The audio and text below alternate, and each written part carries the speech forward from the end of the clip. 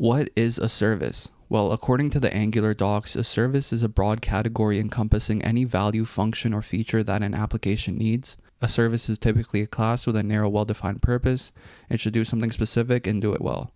Let's put this into simpler terms. A service is a TypeScript class, just like the components in your Angular application. The only difference is we use the injectable decorator to let Angular know that we're using a service. We use a service like a centralized hub for our Angular application, which all components can access.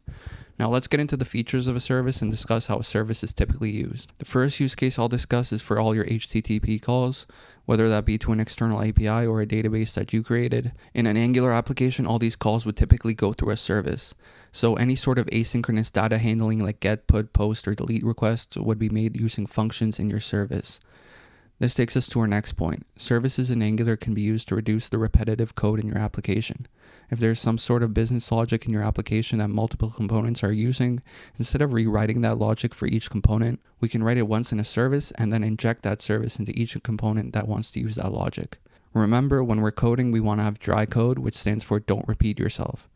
The final point that I'll be covering is sharing data. You can use a service to share data between two non-related components. You might be thinking you can use the input and output decorators to do this, but remember, this is only for components with a child-to-parent relationship. In any case in which the relationship between the components isn't child-to-parent and we want to pass data, we have to use a service. So let's get into building a service. Alright, so right here I have a new Angular application with no components, and what I'm going to do is I'm going to generate a service by typing nggs, and we're going to call this the message service, so I'm just going to write message. And you'll see that Angular created a service for us. So now in our message service, I'm going to define a variable called messages, and this variable is going to be visible to any component which wants to access it. All it has to do is inject our service and it's going to have access to messages. So I'm going to declare it as a type of array of strings, and it's going to hold 3 default messages. This is the first message,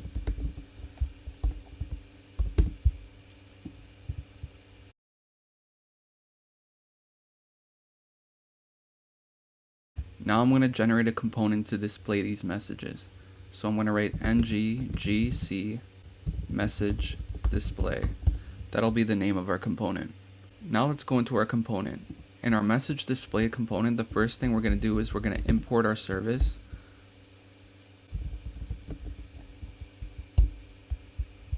And in our constructor, which we'll have to create, we're going to use dependency injection to inject that service into the constructor. We're going to do that by creating a public variable called message service, and this is of type message service.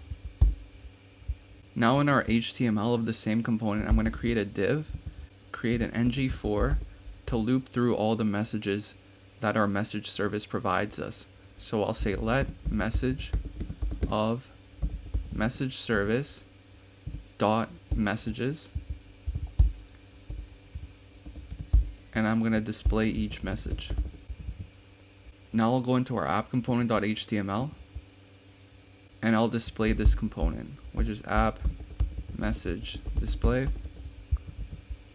and I'm going to ng-serve this application. And if we look at our web browser, all our messages have been displayed. Now let's add some more functionality to the service just to make things a little bit more interesting. In our message service, I'm going to create a function, and all this is going to do is clear all our messages.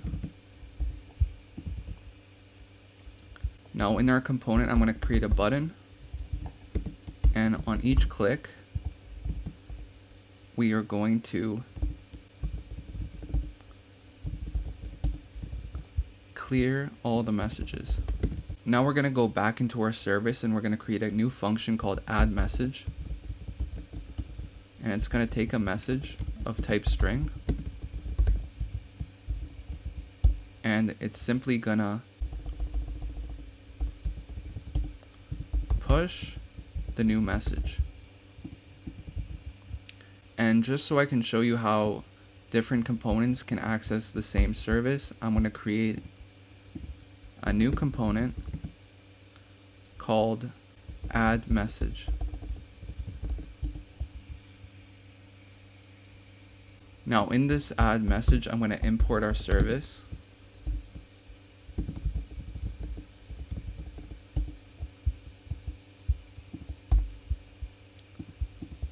And I'm going to do the same thing in the constructor, and I'm going to use dependency injection to create a message service of type message service. And here I have to define the new message I want to add.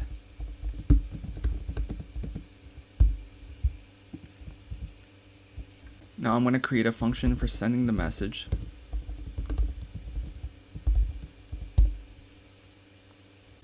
Now I have to use the this keyword to access our message service, and I'm going to reference the function we just created, and we're going to pass this.message. And then after, just so everything looks clean, I'm going to set this.message to an empty string, so when we submit the message, it's going to clear the input field. Now in this component, I'm going to create an input field of type text. Now I'm going to use ngModel, so we can use two-way data binding on our message. But you can see we already have an error, and what's wrong? Well, we need to go to our app module.ts, and we have to import the forms module. And then in our imports, I have to write forms module. And you can see after we did that, the error disappears. Now I'm going to create a button to submit whatever we wrote. And whenever we click the button, we're going to submit the message. And we have to go into our app component, and I'll say app-add message. So here we are, we have our input field. I'm just going to put a line break right here, so we can clear our messages or we can submit a new message. So I'll say, thank you for watching the tutorial. And you can see that it's been added to our message list. And now I'm going to clear the messages, and I'm going to say, please like and subscribe. And I'm going to submit it. And that's going to wrap up our tutorial. Thank you everyone for watching, and I'll see you in the next one.